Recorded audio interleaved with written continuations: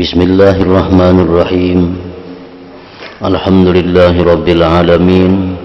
Wabihi nasta'in ala umuri dunya waddin. Wassalatu wassalam ala ashrafil anbiya wal mursalin Sayyidina maulana Muhammadin wa ala alihi wa sahbihi ajma'in. Qala al-musannif al-imam Hujjatul Islam Abu Hamid Al-Ghazali rahimahullah wa nafa'ana bi ulumih. Wa minha ay yakuna mushfiqan ala jami'i ibadillah rahiman bihim shadidan ala jami'i a'da'illah wa ala kulli man yuqaribu syai'an mimma yakrahu. Kama qala Allah Ta'ala ashidda 'alal kuffar ruhama'u bainahum. Wa la ta'khudhuhu lawmatu la'imin wa la yasrifuhu 'anil ghadabi lillahi sarif. وبه وصف الله أولياءه إذ قال الذين يكلفون بحبي كما يكلف الصبي بالشيء ويأوون إلى ذكري كما يأوي النسر إلى وكره ويغضبون لمحارمي كما يغضب النمر إذا حرد فإنه لا يبالي قل الناس أو كثروا. فانظر إلى هذا المثال فإن الصبي إذا كلف بالشيء لم يفارقه أصلا وإن أخذ منه لم يكن له شغل إلا البكاء والصياح حتى يرد إليه فإن نام أخذه معه بثيابه فإذا انتبه عاد وتمسك به ومهما فارقه بكى ومهما وجده ضحك ومن نازعه به أبغضه ومن أعطاه أحبه. وأما النمير فإنه لا يملك نفسه عند الغضب حتى يبلغ من شدة غضبه أنه يهلك نفسه فهذه علامة المحبة. فمن تمت به هذه العلامات فقد تمت محبته وخلص حبه فصفى في الآخرة شرابه وعذب مشربه. ومن امتزج بحبه حب غير الله تنعم في الآخرة بقدر حبه إذ يمزج شرابه بقدر من شراب المقربين كما قال تعالى في الأبرار إلى آخر. Makna kalam Imam Al-Ghazali rahimahullah wa nafa'ana bi ulumih. Dan di antara tanda-tanda cinta hamba kepada Allah bahwa ia berkasih sayang kepada semua hamba Allah, penyayang kepada mereka, bersikap keras atas semua musuh Allah, dan kepada setiap orang yang mengerjakan sesuatu yang tidak disukai oleh Allah. Nah, itu bagian lagi dari sekian banyak tanda orang yang cinta kepada Allah, bahwa dia menyayangi, dia mencintai orang-orang yang taat kepada Allah, siapapun mereka itu. Dan dia bersikap keras, artinya tidak menyetujui setiap orang yang tidak disukai Allah. Dia tidak menyukai kepada musuh-musuh Allah. Sebagaimana firman Allah Ta'ala, asyidda'u 'alal kuffar ruhama'u bainahum. Artinya mereka adalah bersikap keras terhadap orang-orang kafir, berkasih sayang sesama mereka muslimin dan muslimat. Nah, itulah tanda orang yang cinta kepada Allah. Setiap orang yang taat kepada Allah itu berarti saudaranya. Setiap orang yang taat kepada Allah berarti itu kekasihnya, karena orang itu disukai Allah. Setiap orang yang memusuhi Allah, setiap orang yang tidak taat kepada Allah, maka itu adalah musuhnya, siapapun mereka itu.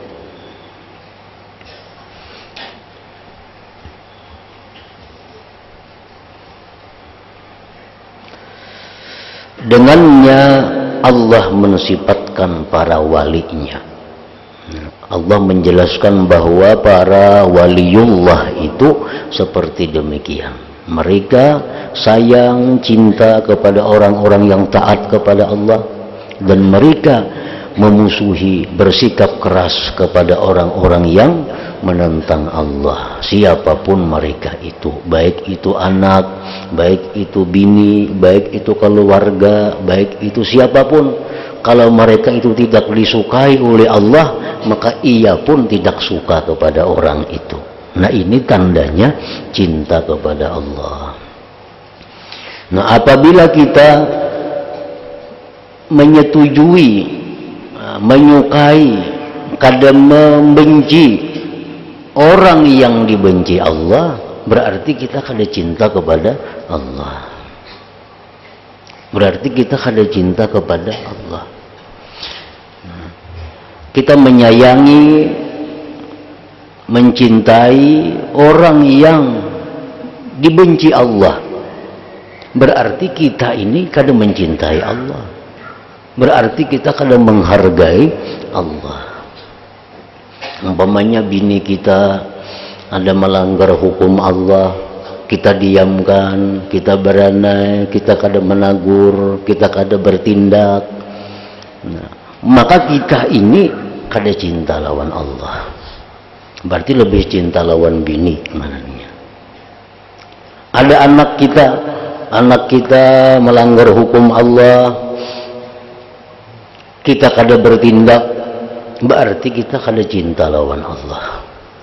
Berarti kada cinta dengan Allah. Cinta dengan anak berarti lebih daripada mencintai Allah.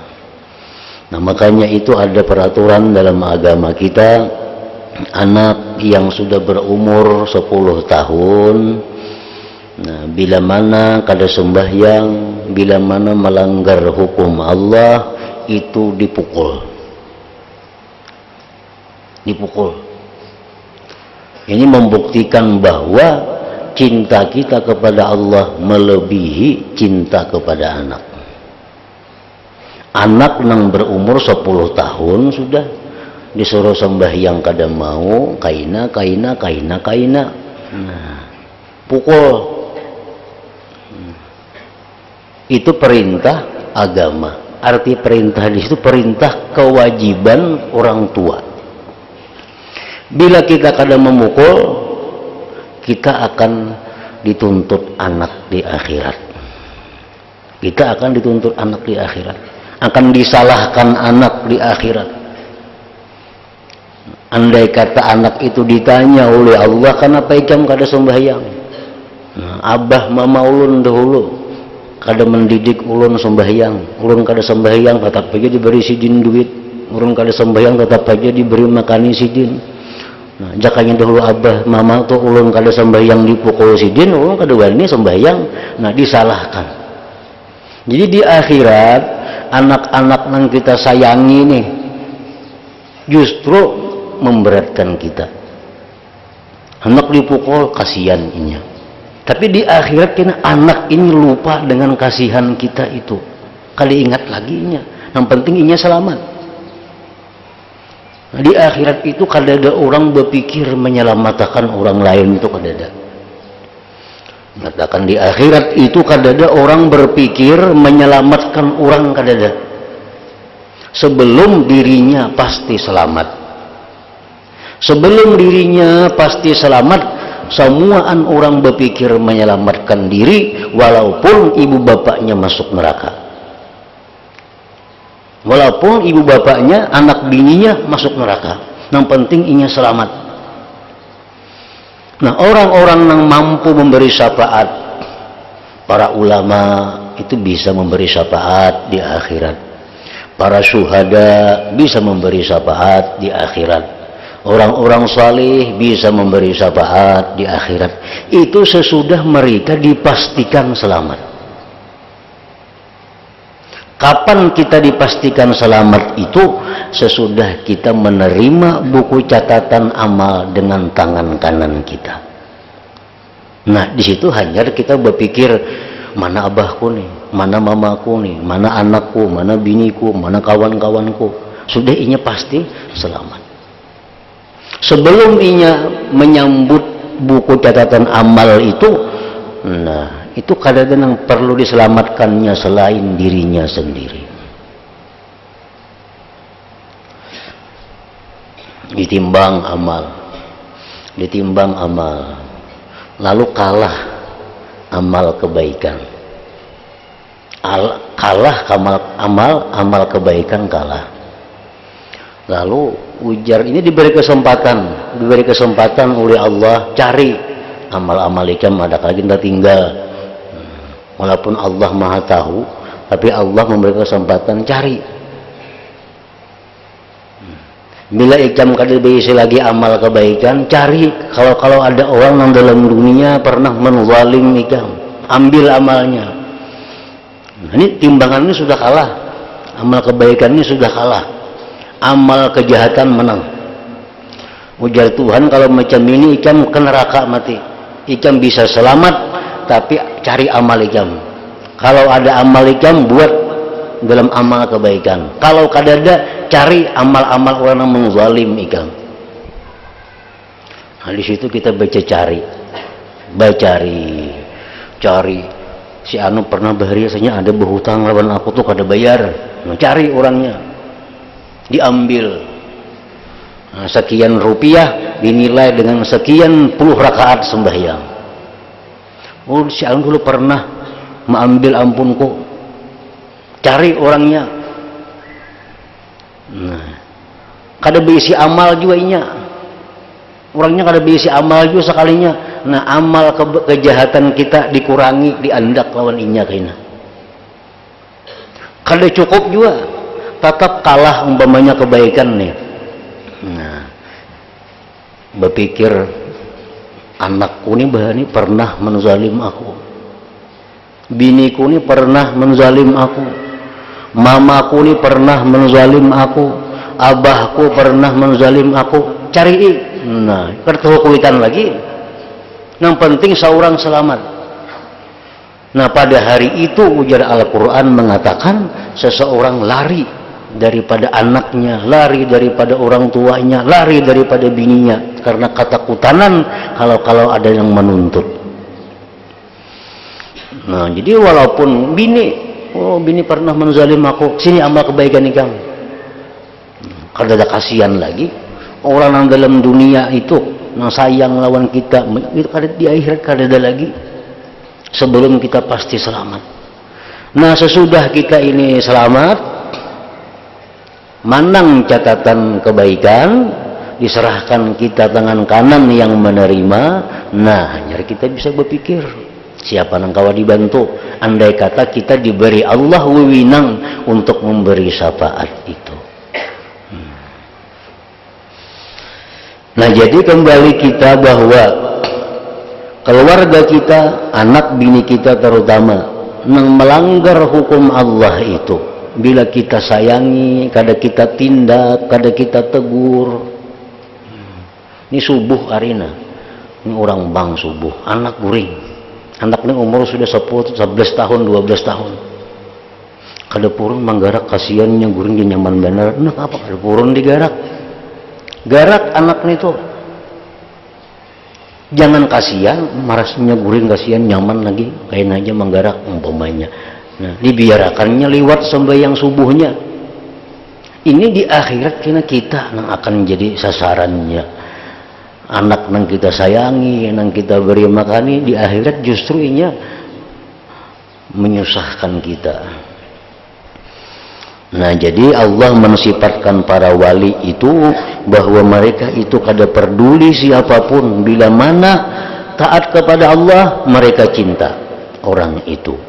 Bila ada orang yang maksiat kepada Allah mereka tidak suka, mereka benci siapapun mereka itu. Nah, itu tandanya orang cinta kepada Allah. Karena dia berfirman mereka memaksakan dirinya untuk mencintaiku. Nah, itu maksudnya mereka para walinya tadi gemar untuk mencintaiku. Maksudnya kayak itu. Para wali-waliku itu mereka gemar mencintaiku sebagaimana anak kecil gemar dengan sesuatu.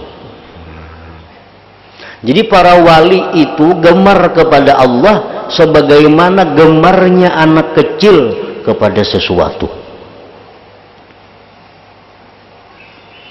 Anak kecil tuh gemar lawan sesuatu. Kayak apa kita membayangkan? Mengkakanakan tuh katujuhnya lawan sesuatu. Nah, orang wali itu seperti itulah kepada Allah kegemarannya. Mereka aulia Allah, mereka pecinta-pecinta Allah, duduk bersimpuh demi berzikir kepadaku sebagaimana burung elang bertempat tinggal dalam sarangnya. Mereka para kekasih Allah marah kepada segala yang aku haramkan, sebagaimana harimau marah ketika ia marah.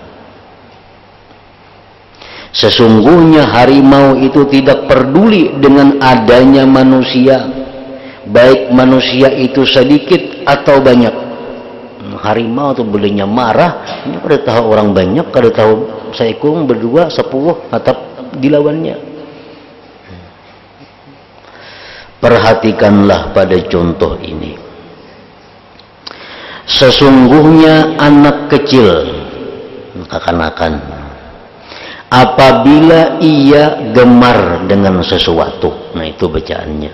Apabila ia katuju dengan sesuatu, kekanakan tuh, katuju lawan sesuatu, sekali-kali ia tidak mau berpisah dengan sesuatu itu. Nah, kada kawa dirabuti. Kekanakan itu bila katuju lawan papainannya, ini kada mau berpisah lawan papainan itu. Dan jikalau diambil sesuatu itu darinya, niscaya tidak ada baginya kesibukan kecuali menangis dan berteriak, sehingga sesuatu itu dikembalikan lagi kepadanya. Kekanakan itu maksudnya katuju lawan bunikaan itu, nah kita rabuti yang amuk menangis. Bila kada dibulikakan maka hanya ampih menangis. Nah, kayak itu juga artinya orang-orang yang cinta kepada Allah ini, apabila ada hal-hal yang menghalangi mereka untuk cinta kepada Allah, nah mereka akan menangis. Mereka akan berusaha menghilangkan halangan-halangan itu sampai hati mereka kembali cinta kepada Allah. Jikalau kanak-kanak tadi ia tidur, niscaya sesuatu itu dibawa tidur bersamanya dalam pakaiannya. Boneka itu punya guring, dibawanya ke kalambu.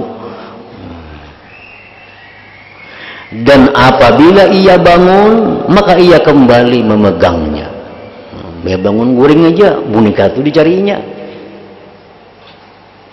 Dan manakala barang itu terpisah darinya, niscaya ia menangis. Dan manakala barang itu ditemukannya lagi, niscaya ia tertawa. Dan siapa yang merebut barang itu daripadanya, niscaya ia marah. Dan siapa memberikannya lagi, niscaya ia dicintainya. Nah, itulah kekanakan dengan barang yang dicintainya. Seperti itulah orang-orang yang cinta kepada Allah Subhanahu wa ta'ala. Adapun harimau, maka sesungguhnya ia tidak bisa menguasai dirinya ketika marah, sehingga sampai daripada bersangatan marahnya ia membinasakan dirinya.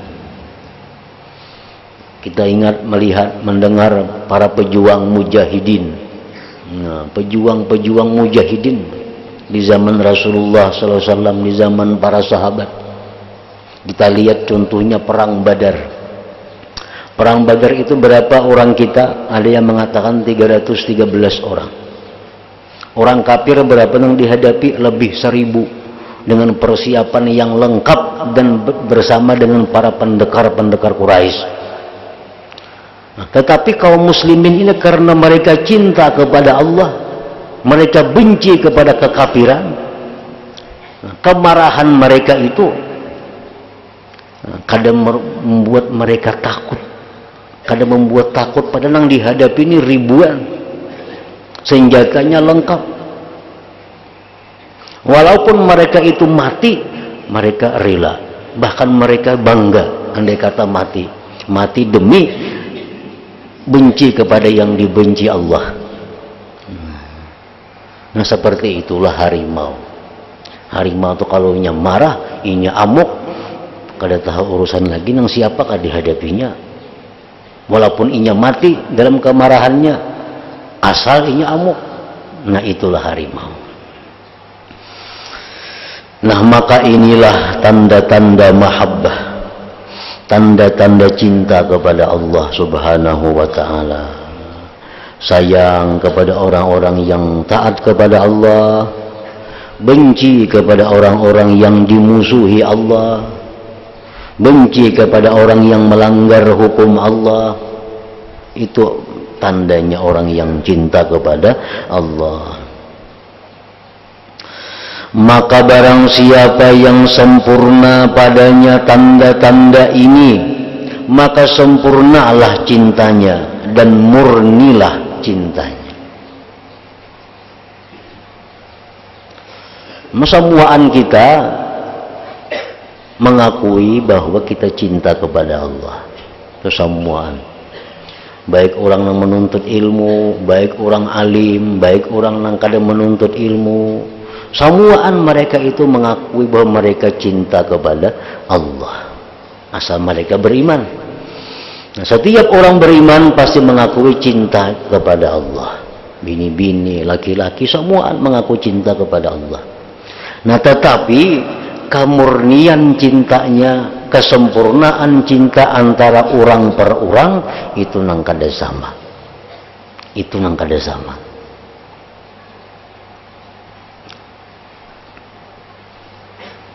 Orang yang cintanya sempurna kepada Allah, cintanya murni kepada Allah, maka bersih dan segarlah minumannya di akhirat. Orang yang murni cinta kepada Allah, di akhirat pun akan minum yang murni.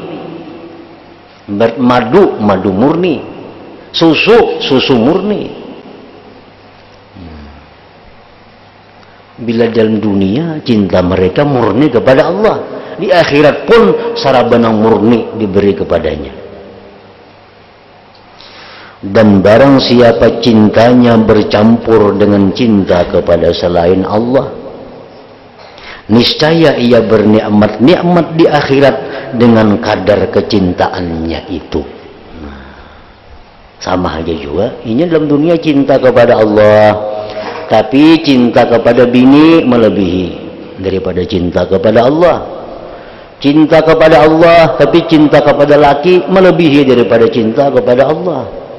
Cinta kepada Allah tapi cinta kepada anak, harta lebih daripada cinta kepada Allah. Nah, andai kata orang ini masuk surga, dia diberi minumannya pun kada murni juga.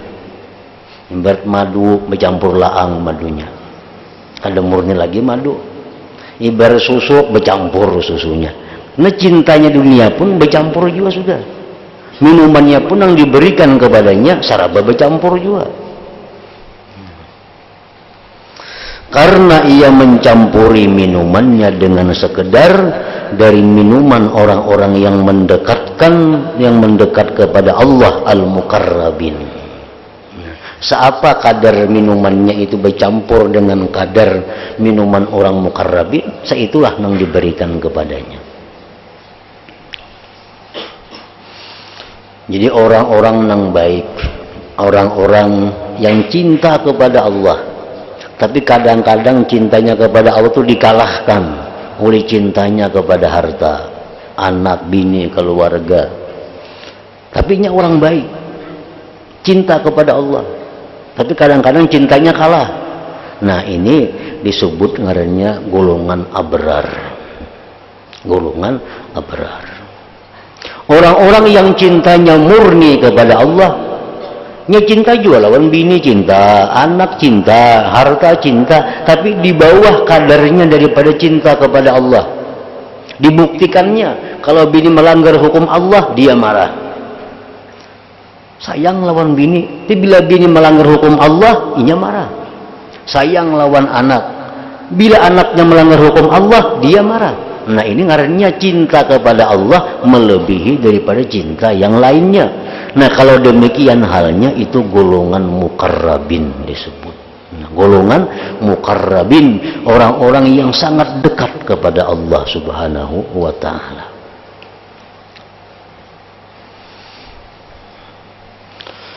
Allah Subhanahu wa ta'ala berfirman, innal abrara lafi na'im. Sesungguhnya orang-orang yang baik benar-benar berada dalam surga yang penuh kenikmatan. Nah, abrar nih, kelompok abrar ini masuk surga dan mereka bernikmat-nikmat dalam surga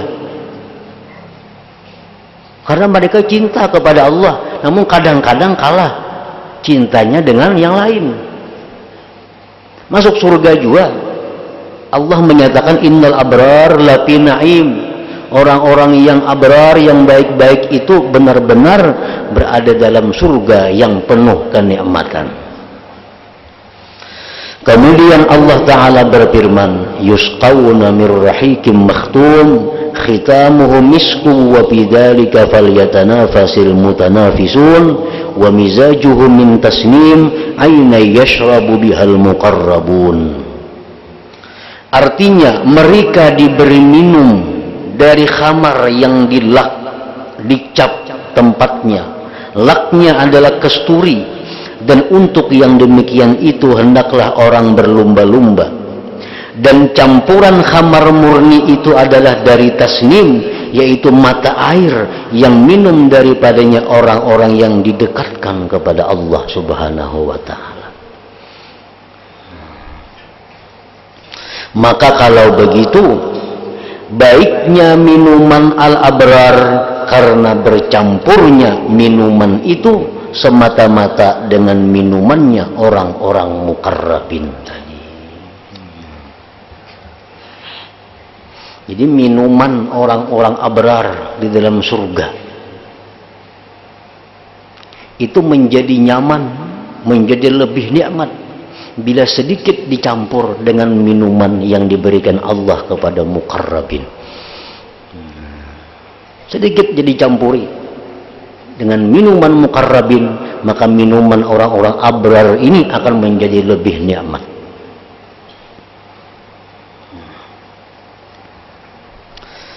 Minuman itu ibarat, minuman itu hanya simbol. Minuman itu ibarat dari himpunan kenikmatan surga. Kenikmatan-kenikmatan yang ada dalam surga itu diibaratkan dengan minuman. Sebagaimana kitab diibaratkan dengan semua amal perbuatan.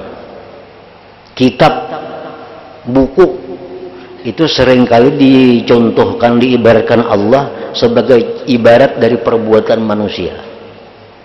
Diibaratkan dengan kata-kata buku. Barang siapa diserahkan bukunya dengan tangan kanannya, maka dia selamat. Arti buku itu ada amal-amalnya maksudnya.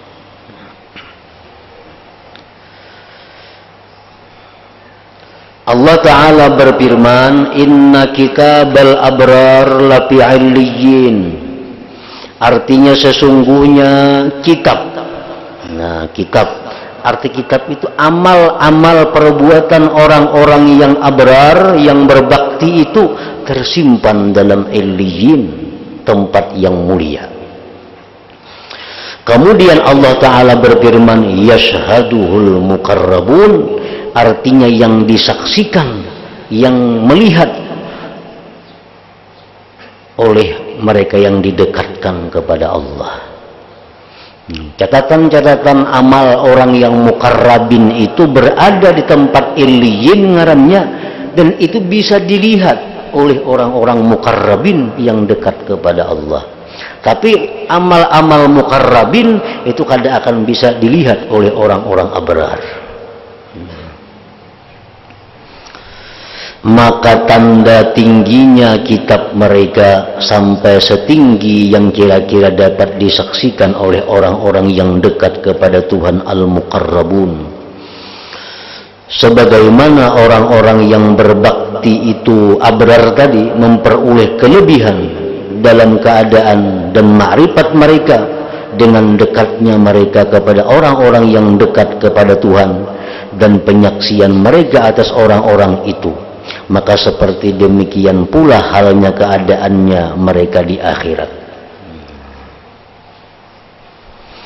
Jadi apa-apa yang didapat oleh abrar di dalam surga itu bisa didapat oleh orang-orang muqarrabin.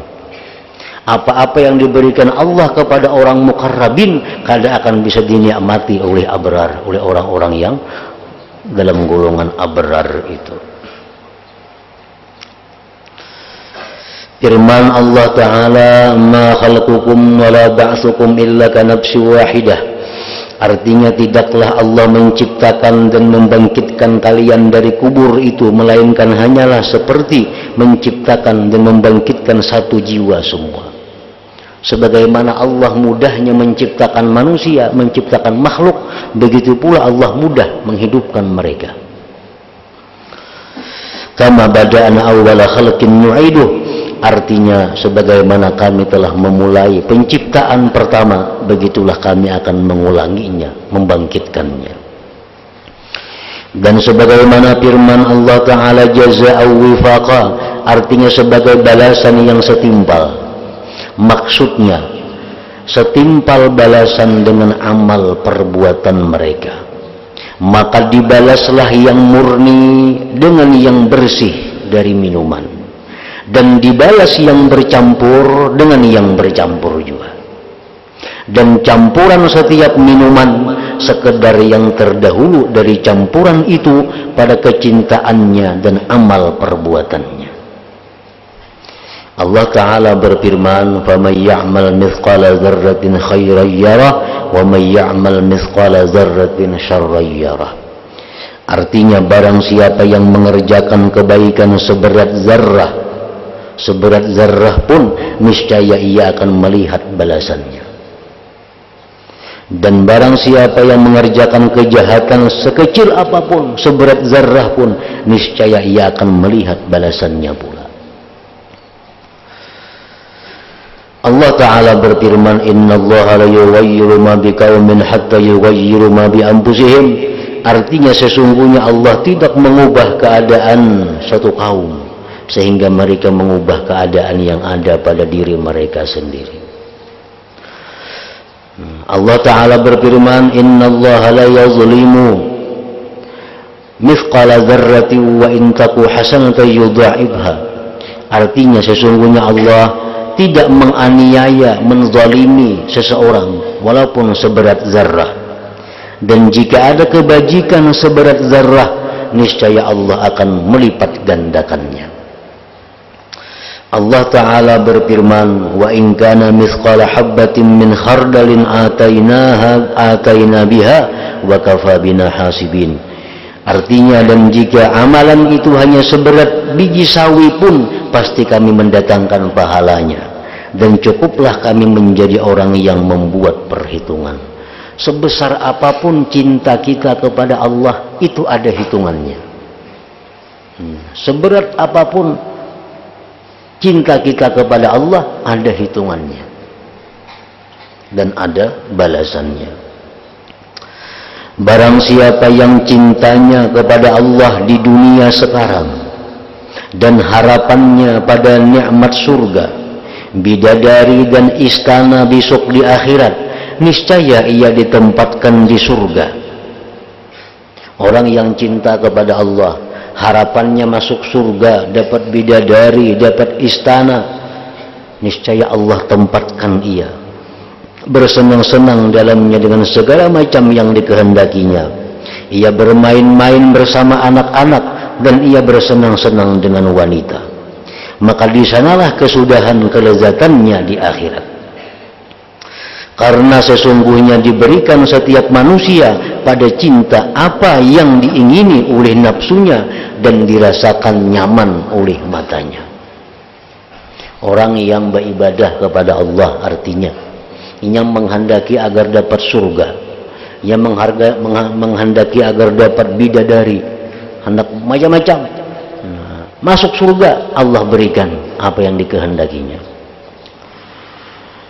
Dan barang siapa yang tujuannya adalah yang mempunyai negeri, yang memiliki kerajaan, dan tidak mengalahkan atasnya kecuali cinta kepadanya dan ikhlas dan benar, niscaya ia ditempatkan di tempat yang disenangi, penuh kebahagiaan di sisi Tuhan yang Maha Berkuasa. Orang yang beribadah kepada Allah semata-mata mengharapkan kedekatan dengan Allah, mengharapkan keridhaan Allah, mengharapkan bersenang-senang dengan Allah. Nah, di akhirat dia akan ditempatkan di tempat itu. Maka orang yang abrar itu mereka bersukaria di taman-taman dan bersenang-senang di dalam surga bersama bidadari dan anak-anak. Itu orang abrar. Orang abrar, orang yang ahli ibadat kepada Allah, tapi tujuan mereka untuk masuk surga. Mereka cinta kepada Allah, namun kadang-kadang cintanya dikalahkan oleh yang lain daripada Allah. Nah, masuk surga inya bisa bersenang-senang dengan bidadari, dengan anak-anak. Sedangkan orang-orang al-muqarrabun, mereka selalu di hadratnya Allah, menatap mata mereka kepada Allah. Mereka memandang kecil murah pada nikmat surga dengan dibandingkan kepada satu zarrah daripadanya. Nah, orang-orang muqarrabin, sebagaimana mereka dalam dunia tujuan mereka adalah Allah, di akhirat pun mereka akan berada di hadratullah. Maka ada suatu kaum yang menunaikan syahwat perut dan faraj mereka sibuk dengannya, dan bagi yang duduk-duduk mereka adalah kaum yang lain. Oleh karena itulah Rasulullah SAW bersabda, di akhirat itu ada orang sibuk hanya dengan makan-makan, ada yang sibuk dengan bidadari-bidadari, ada yang sibuk berdekatan dengan Allah Subhanahu wa Ta'ala. Karena itulah Rasulullah bersabda, aktsaru ahlil jannah al-bulhu wa illiyun lidzawil albab. Kebanyakan penduduk surga itu orang-orang yang bodoh, sedangkan illiyun tempat yang mulia bagi orang-orang yang berakal. Namun orang nang pikirannya handap, pikiran pendek, himmahnya rendah, ia sudah merasa untung dapat bidadari, merasa untung dapat minuman segala macam, sudah merasa untung dapat istana, walaupun kada bertamuan dengan Allah Ta'ala, ini sudah untung itu. Nah, tapi kalau orang-orang muqarrabin, orang-orang yang berakal, mereka nikmat itu mereka anggap remeh sebelum mereka bisa bertemu dengan yang memberikan nikmat, Allah Subhanahu wa Ta'ala. Dan manakala pendek pemahaman dari mengetahui makna illiyun, maka besarlah urusannya. Maka Allah Ta'ala berfirman, wa ma adraka ma illiyun. Apakah kamu tahu apakah itu illiyun? Illiyun itu satu tempat yang sangat mulia, yang kemuliaannya kada bisa dibayangkan, sehingga Allah mempertanyakan kepada Nabi, tahukah engkau apa itu illiyun? Nah, sebagaimana firman Allah Ta'ala, al-qari'atu mal-qari'ah wa ma adraka mal-qari'ah. Artinya hari kiamat. Kiamat itu hari yang dahsyatnya luar biasa. Hari kiamat, apakah hari kiamat itu? Tahukah kamu apakah hari kiamat itu? Nah, Allah hendak menjelaskan bagaimana dahsyatnya tentang hari kiamat itu. Nah, kemudian di antara tanda-tanda cinta hamba kepada Allah,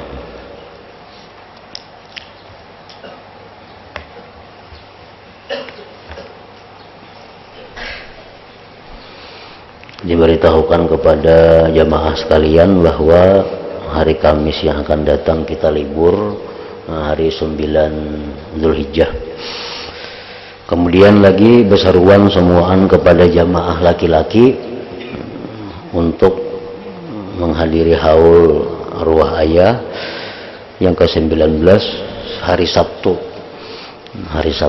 tanggal 11 Zulhijjah insyaallah jam 8 pagi.